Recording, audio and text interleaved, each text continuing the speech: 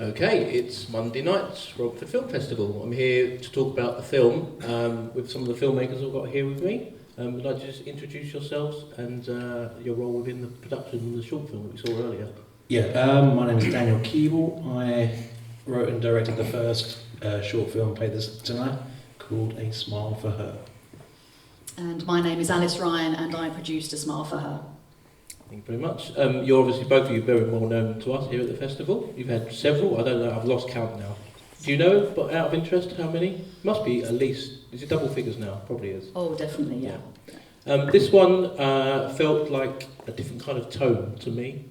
You know, you've done quite a lot of horror sort of based or thriller kind of suspense pieces before. This one feels a bit different.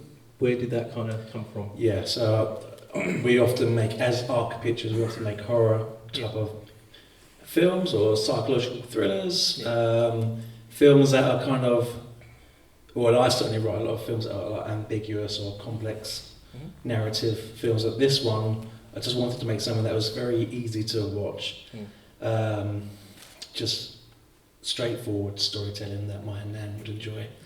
So yeah, that was the reason why we did that. Can you tell us about the metaphor behind the metal detector? I really enjoyed, like, is it a searching for, obviously there's loss in the film, is it searching for some kind of, you know, what's the word? Personally, I think it's sort of, it's the sifting through all of this stuff, and for him it was sifting through all of that grief. Yes, exactly. And all of that vastness, filming on those incredible mud flats around sort of Chalkpool and Lee. And I think it's just that constant, it doesn't matter what tools you've got, you won't necessarily find all of the answers, because grief can affect you in lots of different ways at different times. So it's sort of sifting through all of that mud to try and find that answer, and they found a little something that he could hold on to, because everything was out of his control, because you can't control it when you have a loved one that is so ill and you know they're not going to be around anymore. And so he found something that he could hang on to and control, which was, oh, I need to get this item back to her. And although he didn't get it to her in time, he got it for his family, got it for his daughter, to you know, try and sort of help them process that grief. Yeah, that's exactly what I meant when I couldn't express it myself. No, I really did love that part of it. And yeah, it does end on a note of some kind of hope, I think, doesn't it, with the passing of that ring. Yeah, it's quite a bittersweet ending, really. You didn't quite find her ring in time before she passed away, but the fact he managed to do that and allow his daughter and him to kind of have a little smile in the end, just to get over things like that. So you worked with David Streams on this film, has he been in your films before? It's certainly been ones that we've had at the festival. Yeah, we've made a few films over the years. He's very good. Like, he's very good at portraying emotion, deep emotion. Absolutely, he brought so much more to the table when we filmed that. He was the perfect choice. He was the only choice for this particular role, and he nailed it perfectly.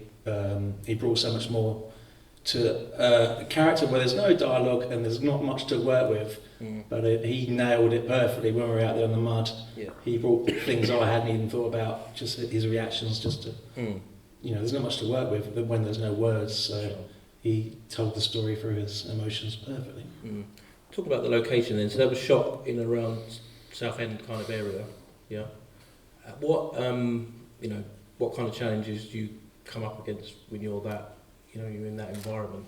Yeah, as always, the challenges are relying on the weather and the tide and the times and what the sun's doing. And I needed it to look as cinematic as possible. When when the landscape is a character in your story, it's important to get it looking good. So we filmed it between November through to March this year. Purely because of waiting for people to be available to shoot, as well as waiting for the right conditions. And it's very cold out there and very quiet, and it's very nice to shoot and take photos, and it's very nice out there. Was it a particular time of day? Ideally mornings or evenings when the light is a bit better. I wanted it to be nice and misty and foggy, but I couldn't get everything. So. Is there any kind of practical problems with taking camera equipment that far out, or with that damp Does that make a difference? As a producer, Yeah. a small part of me was panicking every time we ended up taking all of that equipment down. But obviously, Dan is an experienced filmmaker. We've done lots of different films over the years in different places. So filled out all the right forms, and it's just making sure no one slips over and everyone was okay. Yeah. You've produced between you and there's 3 of you in the company in total, of Samantha as well. Yeah. What 3 films would you pick out of your back catalogue to kind of sum up what Art Pictures is about?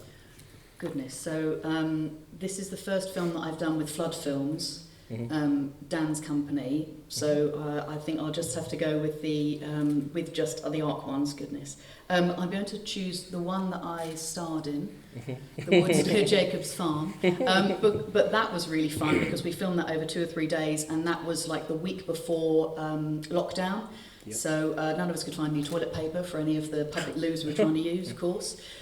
We hired incredible 4x4s for some action sequences. We had this incredible abandoned boathouse in, was it Pagrisham? Pagrisham Way. And the owner was so incredibly kind to let us use it after we'd been nosing around near it, and then knocked on the nearest house and said, "Do you know who owns that?" I said, "Oh yes, it's me actually." And he was ever so nice. So actually the sort of the production value behind that one still really, really sticks with me. I think Off the Hook as our first film was just extra special because the 3 of us have been doing films for years. Myself as an actor and producer and voiceover artist, Sam as an actress, Dan as director and producer and writer. So to come together and sort of put all of that together and start the journey that we had as ARC was lovely as well. And then I'm going to try and pick a third one. I think the one that has affected us the most is probably Night Blooms recently, which was one that we had at the festival last year. And we've had some very interesting reactions from that, and a lot of people saying they could really see that as a feature film. And that was one where we just were getting creatively itchy and we're like, we just need to do something, and happened to know someone who had this incredible house and went, let's just do it, just do it. And suddenly it's come up with something that a lot of people have said we thought it was part of a proof of concept for a feature, which now it's turned into. So okay. Yeah. Can you tell us more about that? It's just in the early planning stages where we are trying to get together a particular slate of films for investors to have a look at what could turn into the first Art Pictures feature film, which would be wonderful. So we've now done about 13 short films, and we've worked with some fantastic people, but we'd really like to sort of expand and move into the feature world. Can we talk about the score in this film? Andrew, Who did the score? A lovely chap called Andrew Hind. He contacted me after seeing another film I did called Alleviate, which was shown last year.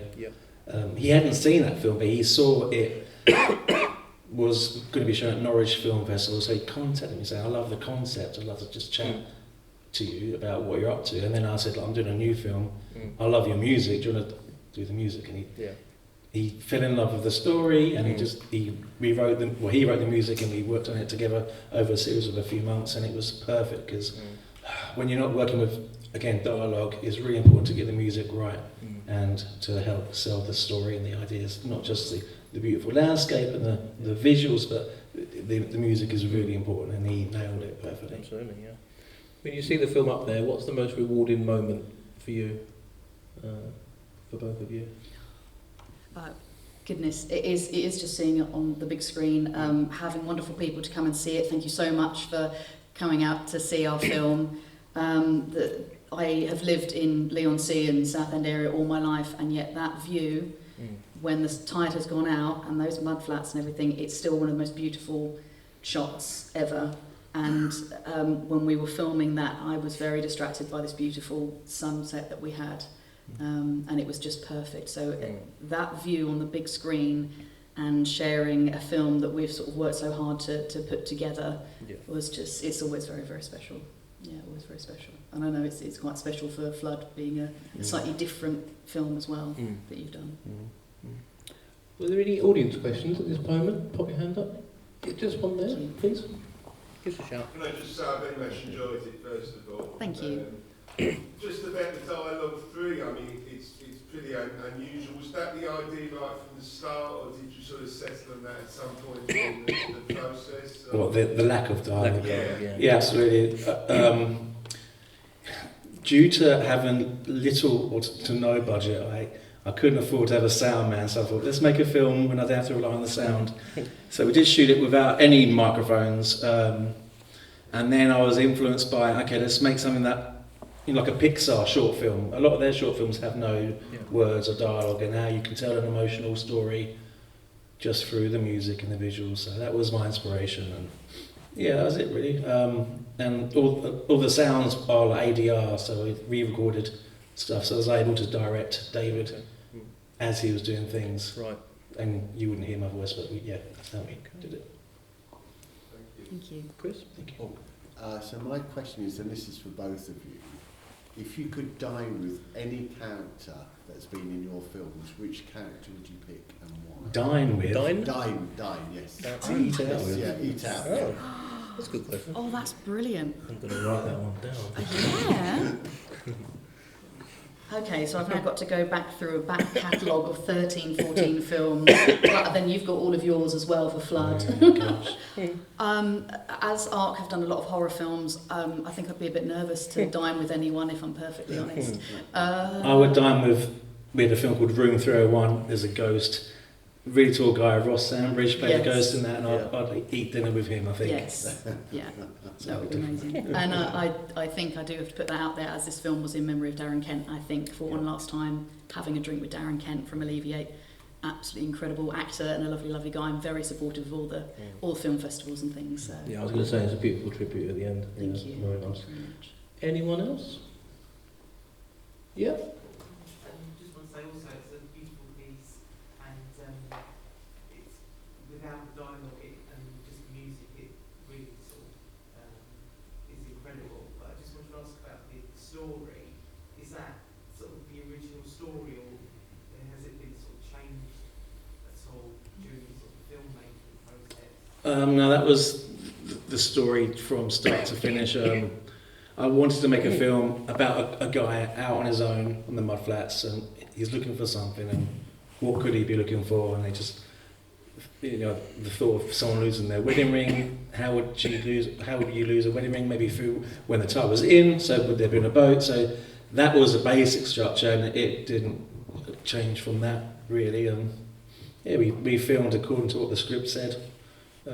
It's quite straightforward. Yeah, which is quite rare in filming, as I'm sure you know.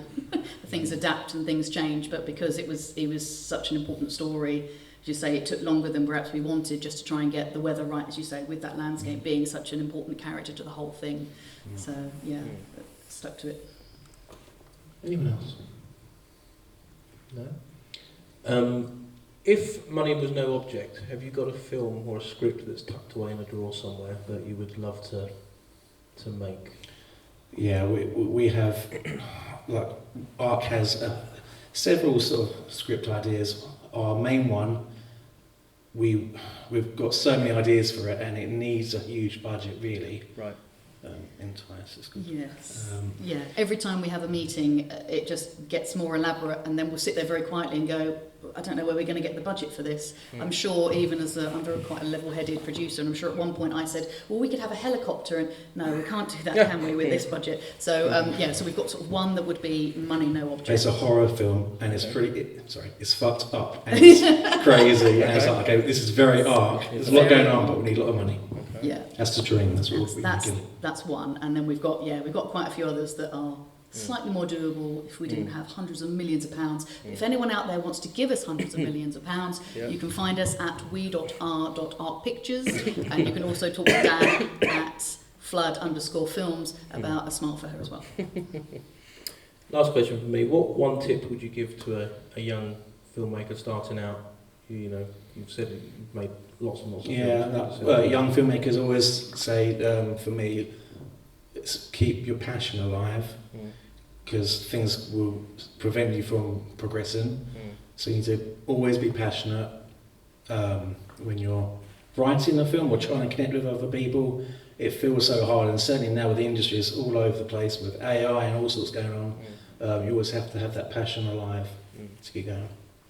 And I would say try everything, because you will get more of a well-rounded sense of how your team can work when you're filming.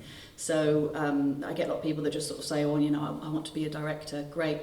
I would highly recommend you go to writing classes, highly recommend you sit on in acting classes, so then you can really see how the rest of your cast and crew might end up thinking. So then it's much more of a collaborative process, and get out there and network, go to amazing places like Romford Film Festival if it's on your doorstep, and just meet people and see films and be inspired, and as Dan was saying, just get out there and go for it and don't lose your passion. Beautifully put. Thank you very much, both of you. Nice to see you again, as always. Thank you so much. Congratulations on the film, and look forward to all your future projects. Thank you very much. So a round of applause, please. Thank you. Thank you.